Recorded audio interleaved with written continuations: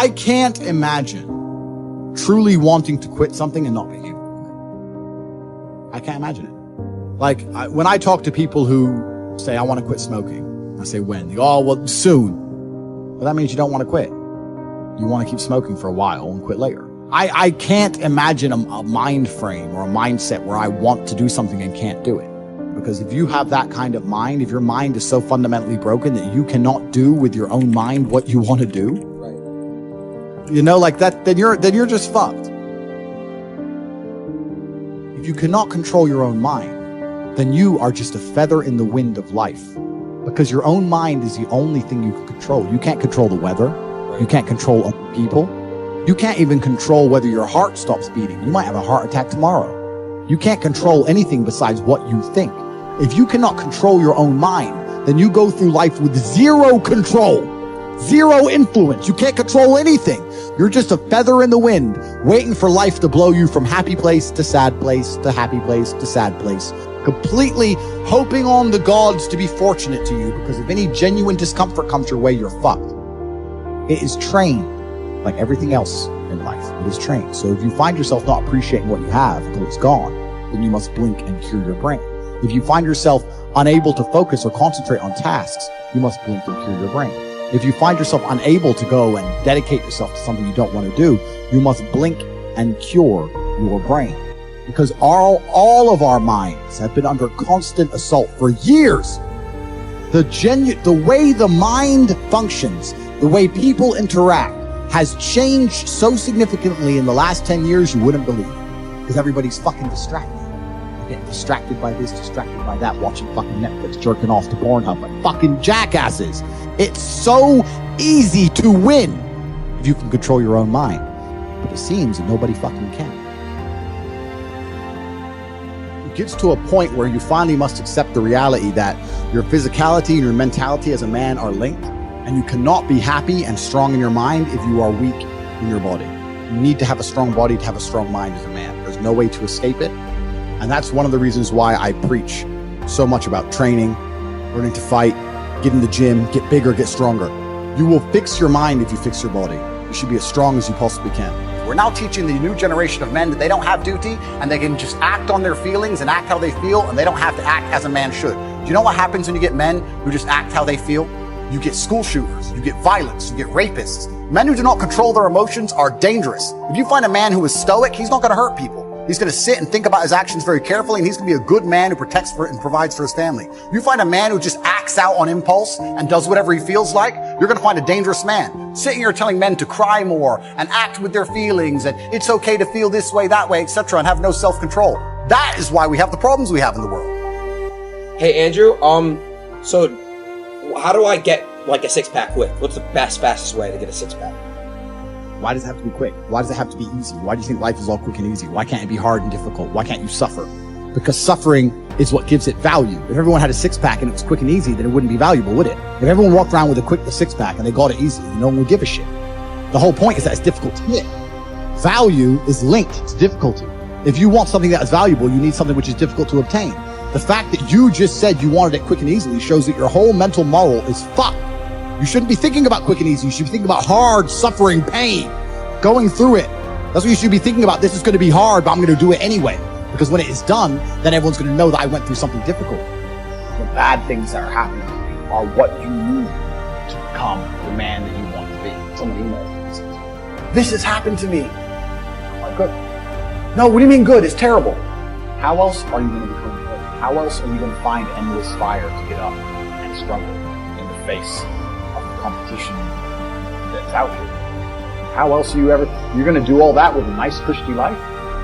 If any man's honest with himself, think about the biggest transformative stages in your life. Think about the times you got the most work done. It was a bad part of your life.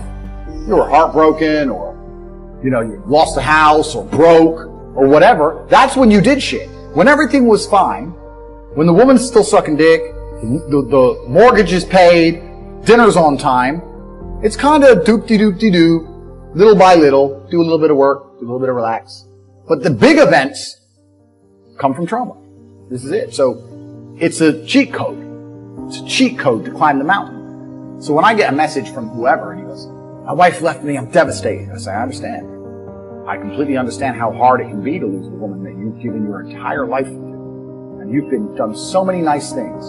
And then because of one thing you did, her innate and absolutely insane level of ungratefulness has turned her bitter, and she now talks to you like she hates you over one thing you've done after thousands of efforts showing how dedicated you are to her. And even now that you're prepared to die for her, she doesn't give a shit about you. I understand that pain.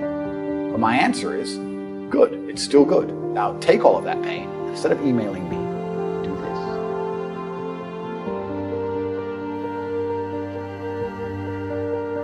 We live in a comfortable world now where people think, oh, it doesn't matter, it doesn't matter. But you know what?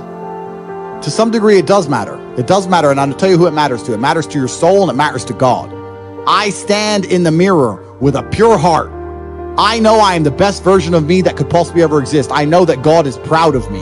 There's nothing that God hates more than sloth and laziness. If God were to create a man and that man were to sit around and do fuck all, God will frown upon you. It's why you're never lucky. If you're listening to this and you think I'm never lucky, I'll tell you why, because God dislikes you because you're fucking lazy. Start to work. Start to show God the beauty of his own creations. You'd be amazed how lucky you are. God is unhappy with these people. And inside their hearts, they're unhappy. We talk about depression, anxiety, all those things you mentioned earlier on this podcast. That comes from self-loathing. You loathe your own weakness. You loathe your own laziness. This is what all of these things are. I don't feel depression. How can I feel depression when I'm the most powerful version of me that I could ever fucking be? How can I feel depression when I could squeeze my own hand hard enough to break my own bones? How can I feel depression when I've smashed and destroyed 68 people's faces in front of me? Men who thought they could test me in fair combat. How can I feel depressed? It's impossible. Do you understand? Every fucking day, I don't feel like doing things that I still do. It's called discipline. It's called being a man. It's not about feeling like doing it. If you only do things you feel like doing, you know what you end up doing? What? You end up sitting around with a belly, drinking soya fucking latte bullshit. That's what you end up doing if you only do what you feel like doing. You have to wake up and say, I don't feel like training, but I must train. I will stop being a loser. I will follow the word of Tate. You need to do what you're supposed to do, not what you feel like fucking doing. Okay. That's the difference between a man and a fucking child. You do not become a man doing what you feel like doing. You become a man doing what you're supposed to fucking do. The men on the Titanic didn't feel like dying that day. It's your duty. It is your duty to not be a fat piece of shit. But you fucked it up because of a lack of motivation. The world is hyper-competitive. If you're going to be a man who's going to sit and say, I'm just sad, you are always going to lose in competition to men like me. And there has to be losers for there to be winners. I am tired of sympathy. Sympathy doesn't work for anybody. I'm not going to sit here and be sympathetic for people who say they're too sad to try hard and do their best. Guess what? Perhaps I was sad every time I did exactly what I was supposed to do and trained anyway. Perhaps I was afraid when I fought anyway. Perhaps I was tired when I worked anyway. This is how you get ahead in life. I don't have a fucking ounce of sympathy for these people who sit here and say, well, I feel this way, so I can't. Then don't do it. Stay down there. The winners are at the top, and the winners at the top don't give a shit about how they feel. We wake up and we perform regardless of how we feel day after day. So if I'm going to ignore my own feelings, I'm certainly not going to take into consideration anybody else's. Yeah. Why am I going to ignore how I feel and make sure I'm constantly performing regardless, flawlessly, and then sit and go, oh, but he doesn't feel good, so he's allowed to fuck up. No, you are not. You're not allowed to fuck up to your ancestors or to God or to yourself. You have to perform.